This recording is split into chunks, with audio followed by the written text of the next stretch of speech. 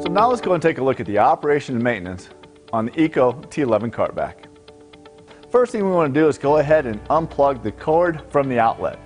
Now when you do that, go ahead and inspect the cord, make sure the ground prong is still in place, and make sure there's no cuts or abrasions on the cord itself.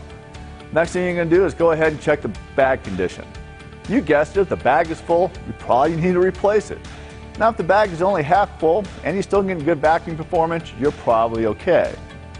Now we're going to go ahead and take it to the job site, turn the unit on, and away you go.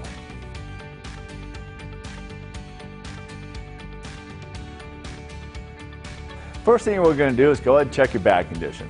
You guessed it, if your bag is full, well, you probably want to go and replace it. On the other hand, if it's only half full and you still have good vacuum performance, well, you're probably okay. Next thing you want to do is go ahead and check your cord.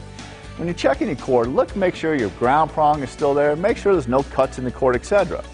If you find your ground prong missing or you do have cuts in the cord, please report that directly to your supervisor so you can get it replaced. Next, go ahead and plug the cord in. Now, when you plug the cord into the outlet, make sure you see the battery indicator lights flashing.